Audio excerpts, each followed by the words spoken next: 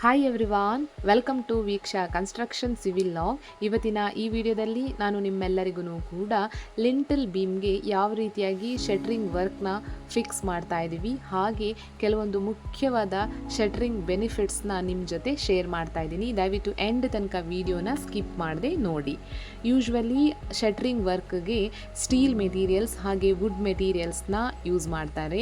ನಾವಿಲ್ಲಿ 3 inches thickness ಇರುವಂತಹ wood materials ಇವತ್ತಿನ ಈ ಲಿಂಟಲ್ ಬೀಮ್ಗೆ ನಾವು ಫಿಕ್ಸ್ ಮಾಡಿದ್ದೀವಿ. ಯಾಕಂದರೆ ನೋಡಿ, ಲಿಂಟಲ್ ಬೀಮಲ್ಲಿ ಸ್ಟಾರ್ಟಿಂಗ್ ಆ್ಯಕ್ಚುಲಿ ಶಟ್ರಿಂಗ್ ವರ್ಕ್ನ ಮಾಡ್ಕೋಬೇಕು, ನಂತರ ಸೆಕೆಂಡ್ ಆಗಿ ಅಲ್ಲಿ ನಾವು ಸ್ಟೀಲ್ ವರ್ಕ್ನ ಫಿನಿಶ್ ಮಾಡ್ಕೋಬೇಕು, ಫೈನಲಲ್ಲಿ ಆ್ಯಕ್ಚುಲಿ ಕಾಂಕ್ರೀಟ್ನ ಫಿಲ್ ಮಾಡೋದು ಅಲ್ವಾ. ಸೊ ಕಾಂಕ್ರೀಟ್ ಫಿಲ್ ಮಾಡಿದಾಗ ಅದು ಆ್ಯಕ್ಚುಲಿ ಕ್ಯೂರ್ ಆಗಿಬಿಟ್ಟು ಸೆಟ್ ಆಗಬೇಕಲ್ವಾ, ಅಂಟಿಲ್ ಅದು ಹಾರ್ಡ್ನೆಸ್ ಬರೋ ತನಕ, ಅಲ್ಲಿ ತನಕ ಆ್ಯಕ್ಚುಲಿ ಶಟ್ರಿಂಗ್ ಅದಕ್ಕೆ ಕಂಪ್ಲೀಟ್ ಸಪೋರ್ಟ್ ಕೊಡುತ್ತೆ. ಹಾಗಾಗಿ ನೀವು ರೆಡಿ ಮಾಡ್ತಿರುವ ಈ ಲಿಂಟಲ್ ಬೀಮ್ದು ಸ್ಟ್ರಕ್ಚರು, ಶೇಪ್ ಹಾಗೆ ಆ ಡೈಮೆನ್ಷನ್ ಏನಿದೆ ಕ್ಲಿಯರಾಗಿ ಬರೋದ್ರ ಜೊತೆಗೆ ಯಾವುದೇ ಥರ ಕೊಲ್ಯಾಪ್ಸ್ ಆಗೋದಿಲ್ಲ, ಹಾಗಾಗಿ ಕ್ರ್ಯಾಕ್ಸ್ ಎಲ್ಲ ಬರೋ ಚಾನ್ಸಸ್ ಇರೋದಿಲ್ಲ. ಸೊ ಮುಖ್ಯವಾಗಿ ನೀವು ಗಮನದಲ್ಲಿಟ್ಕೋಬೇಕಾಗಿರೋದು ಶಟ್ರಿಂಗ್ ವರ್ಕ್ಗೆ ಯೂಸ್ ಮಾಡುವಂತಹ ಮೆಟೀರಿಯಲ್ಲು ಹೇಗಿದೆ ಅನ್ನೋದು.